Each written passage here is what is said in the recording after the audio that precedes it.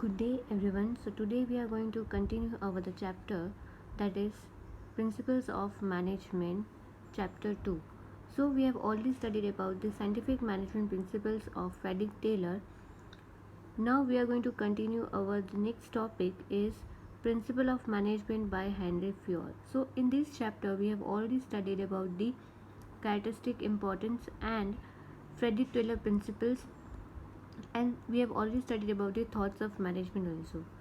So our the last topic is Principle of Management by Henry Fayol. Now these principles has been presented by Henry Fayol, 14 principle.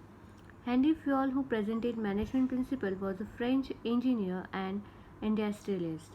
यानी कि Henry Fayol कौन है? French engineer है industries में, and he presented these principles in his book Industrial and General Management in 1961.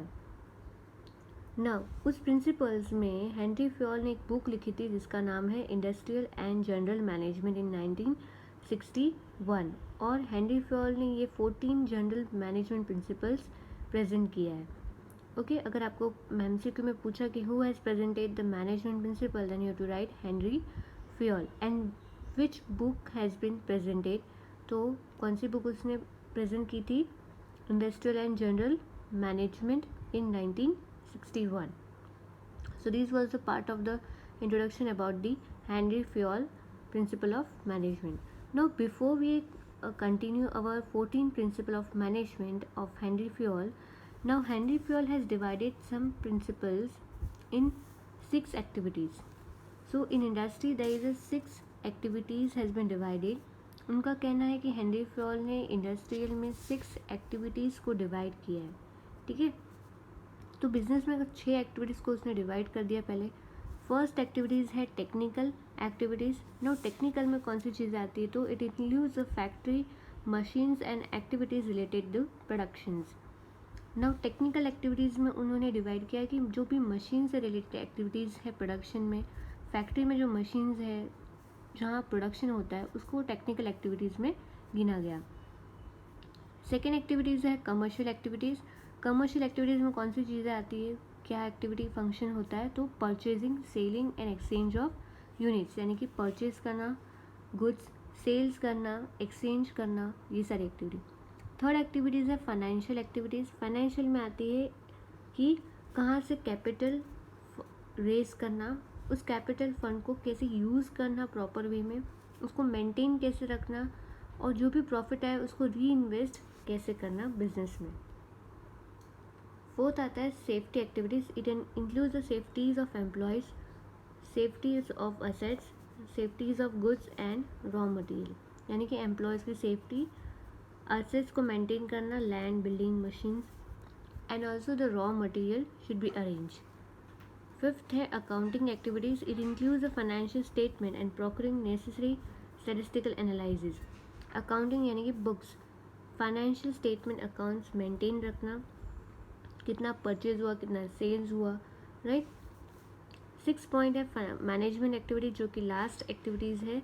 Management में कौन कौन सी चीज़ें फंक्शन होती है? तो प्लानिंग करना, ऑर्गेनाइजिंग करना, डायरेक्टिंग करना, कोऑर्डिनेशन करना एंड कंट्रोलिंग करना. So these activities which is divided by Henry Fayol in industrialist.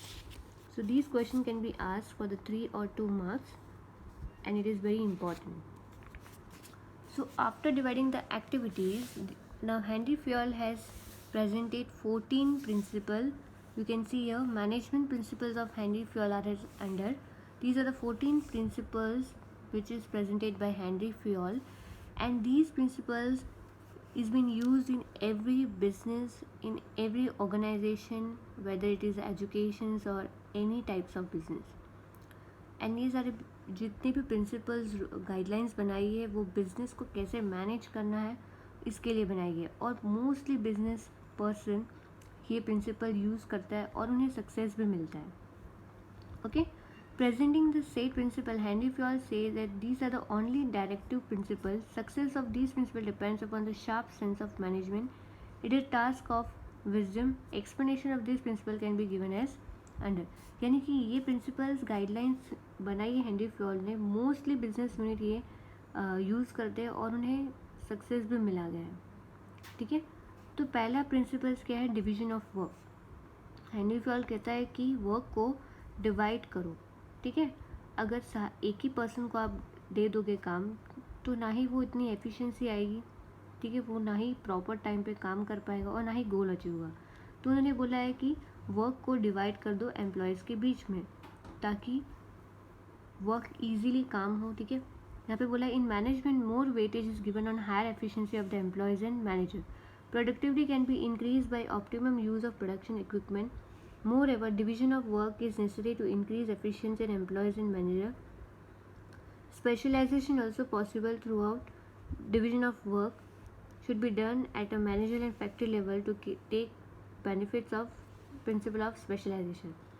यानी कि वो कहता है कि एम्प्लॉयज़ और मैनेजर्स के बीच में वर्क को डिवाइड कर दो, हर छोटी से छोटी एक्टिविटीज़ डिवाइड कर दोगे तो उतनी ही एफिशिएंसी से वो लोग काम भी करेंगे। अगर एक ही पर्सन को अपने सारे काम दे दिए तो वो अपने स्पेशलाइज में एक्सपर्ट नहीं होगा और वो टाइम टू टाइम कंप्लीट भी नहीं होगा। तो वो हेनरी फॉल ये चाहते थे कि एम्प्लॉयज़ के बीच में सारे काम को डिवाइड कर दो, ताकि काम ईजी वे में हो और जल्दी ख़त्म होगा। सेकेंड है authority and responsibility. Second principle क्या है, ऑथोरिटी एंड रिस्पॉन्सिबिलिटी। ऑथोरिटी यानी कि power and responsibility are two sides of same coin, यानी कॉइन के दो हिस्से होते। वैसी चीज़ें कि पावर और रिस्पॉन्सिबिलिटी कुछ ऐसा ही है। Power without responsibility and responsibility without powers are incomplete. इसका मतलब है कि बिना पावर के कुछ रिस्पॉन्सिबिलिटी देना और रिस्पॉन्सिबिलिटी के बिना पावर, ये इनकम्प्लीट है। When a person is assigned a responsibility for some job, at the same time power assignment is essential. अगर किसी पर्सन को आप रिस्पॉन्सिबिलिटी देते हो, जवाबदारी देते हो किसी काम से रिलेटेड, तो उसको पावर भी दो उतना, ठीक है। क्योंकि अगर जवाबदारी तो दी, ठीक है, अगर मैंने एक एम्प्लॉयज़ को जवाबदारी दी, लेकिन उसके लिए भी अगर मुझे पूछना पड़े तो फिर क्या काम का वो रिस्पॉन्सिबिलिटी, ठीक है। तो इसलिए वो हेनरी फॉल ये कहना चाहता है कि रिस्पॉन्सिबिलिटी और पावर दोनों चीज़ें दो, ताकि वो और अच्छे से काम करे। Well assigning the power, different parameters like a post of employees, knowledge, qualification, experience, art of leadership, maturity should be essential.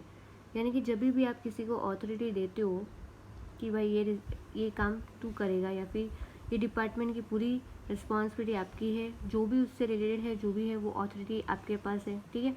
तो अथॉरिटी जब देते हो आप किसी को, तो एम्प्लॉयज़ की पोस्ट जान लो, उसकी नॉलेज जान लो, क्वालिफिकेशन जान लो, उसके बाद उसको पावर दो, ठीक है। और ये पावर देने से क्या होगा, वो इंथुसाइज्म यानी कि उसकी ईगरनेस टू डू वर्क वो इंक्रीज होगा और achievements become easy. Third is discipline. Optimum use of equipment and consistency of activities are very much necessary for industrial discipline. Discipline creates a certain kinds of harmonious environment. Industrial discipline established by certain kinds of rule and codes of conduct as a result governs of place and unit. When employees are more than control become easy to discipline and code of conduct. Employees' interest in job increase. Manager even take care work easily. यानी कि हर organisation में discipline अगर proper होगा तो वो और अच्छे से, एनवायरनमेंट भी अच्छा रहेगा, हार्मोनियस यानी कि पीस बना रहेगा। अगर डिसिप्लिन ही नहीं है एम्प्लॉयज़ के बीच में तो क्या होगा, डिस्प्यूट यानी कि कॉन्फ्लिक्ट अराइज होगा और आपके जो गोल्स है वो कभी भी अचीव नहीं होंगे। जैसे स्कूल में डिसिप्लिन मेंटेन किया जाता है ताकि सारी चीज़ें कोऑर्डिनेशन में, कोऑपरेटिव वे में हो, इसीलिए हर एम्प्लॉयज़ में कुछ रूल्स और रेगुलेशंस बनाए और वो डिसिप्लिन मेंटेन रखना बहुत ज़रूरी है ताकि इंडस्ट्री में पीस बना रहे। फोर्थ है unity of commands. Employees can not follow orders from more than one superior. Hence this principle shows that the workers should get order from only one superior. यानी कि हेनरी फॉल ये कहता है कि हर department में एक ही superior होना चाहिए, ठीक है, और वो सुपीरियर का ही ऑर्डर फॉलो होना चाहिए.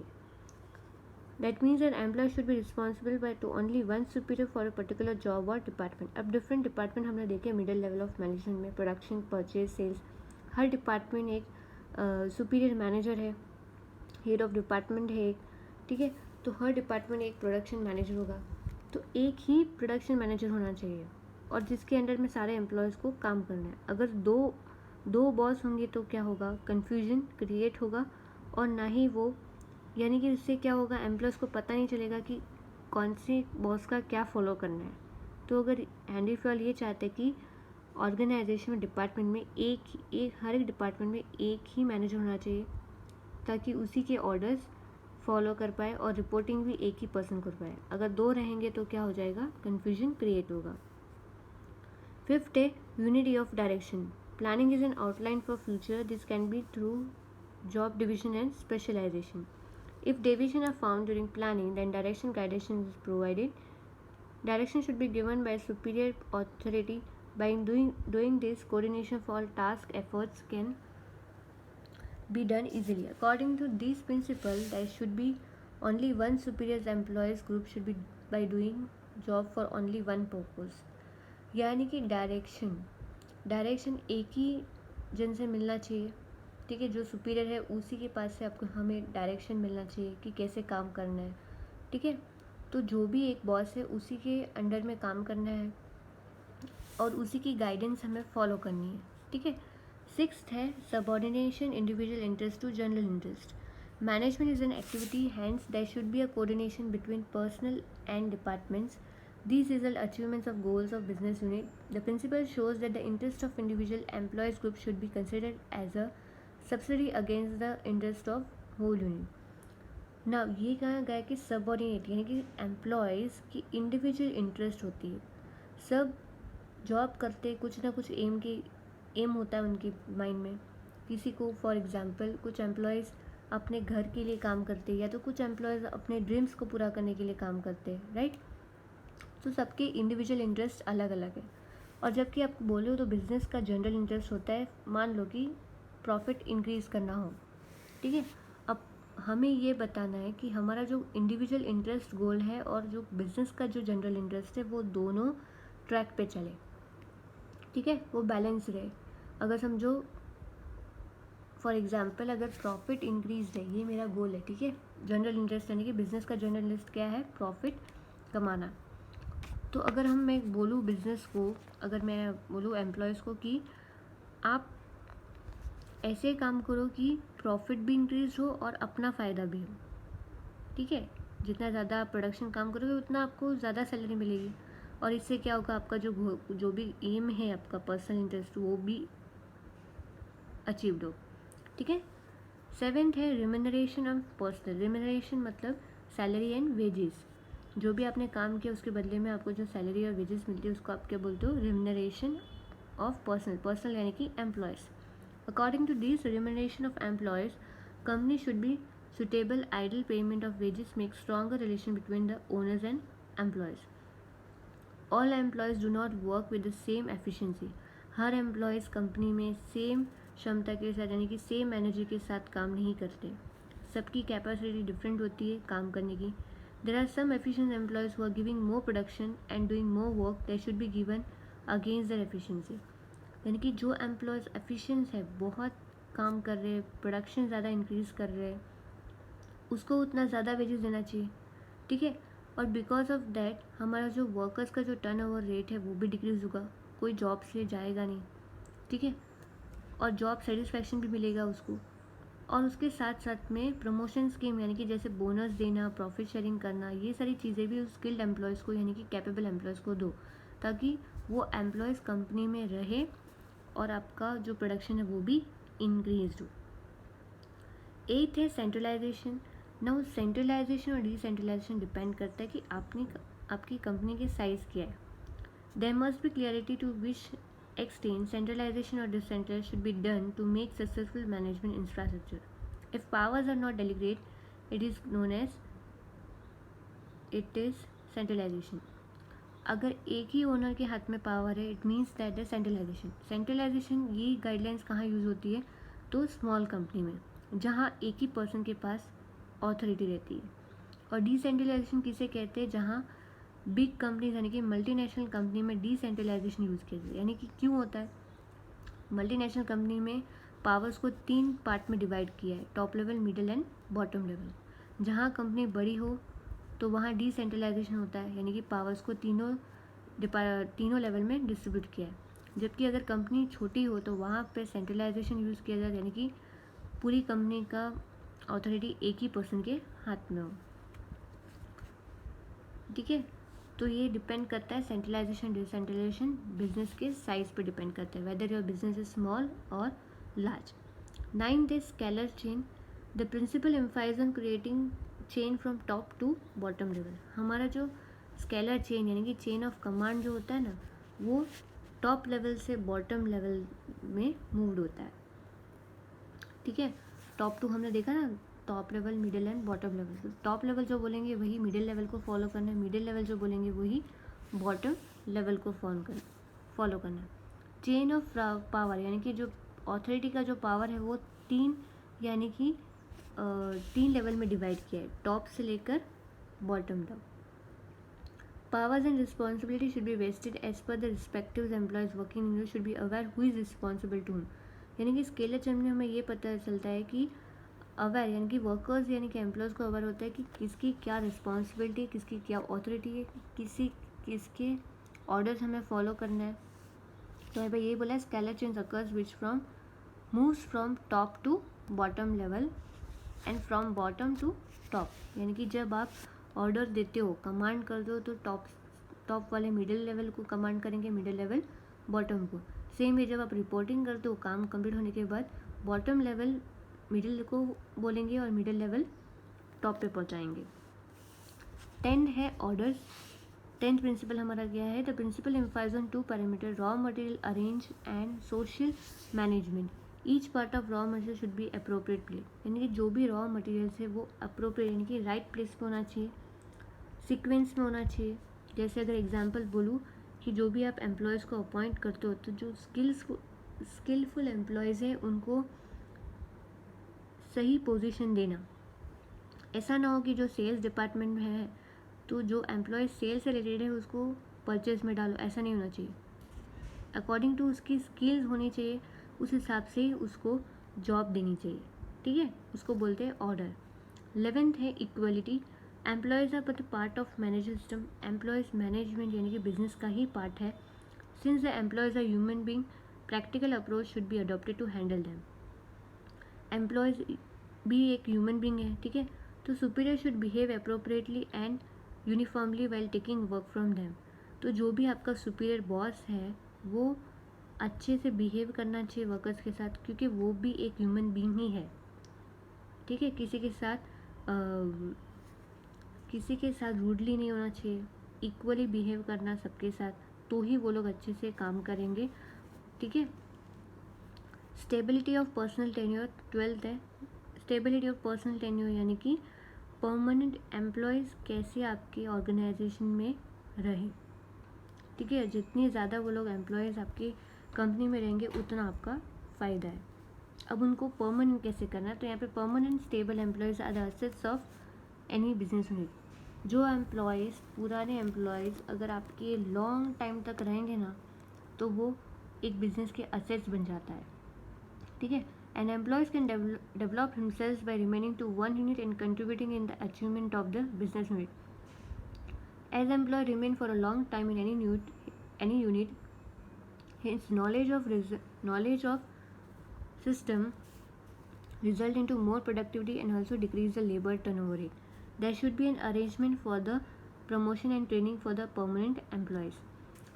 जितने एम्प्लॉयज़ अगर लॉन्ग टाइम के लिए आपके यूनिट में रहेंगे तो उसकी वजह से उसके नॉलेज भी इंक्रीज़ होगा और शायद आपका प्रोडक्शन इंक्रीज़ भी होगा और जो लेबर टर्नओवर रेट है वो डिक्रीज़ होगी, यानी कि जॉब छोड़ के नहीं जाएंगे। ये कैसे होगा, अगर एम्प्लॉयज़ को आपकी कंपनी में जॉब सेटिस्फेक्शन होगा, सारी चीज़ें अच्छे से मिलेगी, ठीक है, डेवलप होंगे, तो वो कंपनी छोड़ के कभी भी नहीं जाएंगे। और अगर समझो 30 साल तक वो एम्प्लॉयज़ आपकी कंपनी में रहा तो वो परमानेंट हो गया और ये परमानेंट एम्प्लॉयज़ हमारे लिए एक एसेट बन जाता है और उसके लिए आपको प्रमोशन ट्रेनिंग देना पड़ेगा, तो ही वो एम्प्लॉयज़ परमानेंट के लिए रहेंगे और आपका कंपनी का भी फ़ायदा होगा। 13 है इनिशिएटिव यानी कि creativity. As a quality of entrepreneurship is necessary for industrialists, in the same way, there should be a quality of initiating in employees. Industry should provide the such atmosphere that initiative may be encouraged. यानी कि entrepreneur यानी कि owners को ऐसा atmosphere company में create होना चाहिए कि एम्प्लॉयज़ अपने सजेशंस दे, क्रिएटिविटी दिखाए. पहले के टाइम पे एम्प्लॉयज़ के हिसाब एम्प्लॉयज़ का सजेशन नहीं लिया जाता. ठीक है, अगर समझो वर्कर्स आपके पास आता है टॉप लेवल के पास कि मैं एक सजेशन दूँ ये ऐसे सिचुएशन में, तो आप मना कर दो तो क्या होगा, वो कभी एम्प्लॉयज़ अच्छे से काम नहीं करेगा. तो हेनरी फ्योल ये चाहते थे कि एम्प्लॉयज़ की क्रिएटिविटी एक्सेप्ट करो, सजेशंस लो, ताकि शायद गोल ऑर्गेनाइजेशन में वो चीज़ें काम भी आ जाए. ठीक है, लास्ट है 14 पॉइंट एस्पिरेट डी क्रॉप्स, यानी कि success of any industrial unit lies in relation of managers and employees. कोई भी इंडस्ट्री का सक्सेस डिपेंड करता है मैनेजर और एम्प्लॉयज़ का रिलेशनशिप अच्छा होना चाहिए, दोनों के बीच में हार्मनी होनी चाहिए, पीस रहेगा तो ही आपका गोल्स अचीव होगा. If all employees will work together then achievements of goals become easy. हर एक एम्प्लॉयज़ एक अपने कंपनी यानी अपनों के साथ अगर काम कर रहा है, उसको ऐसा नहीं समझना है कि मैं अकेला हूँ. सब साथ में मिलकर अगर काम करेंगे तो गोल्स हमारे अचीव्ड होंगे. ठीक है, so these are the 14 principle of Henry Fayol management. I hope you guys understand. Thank you.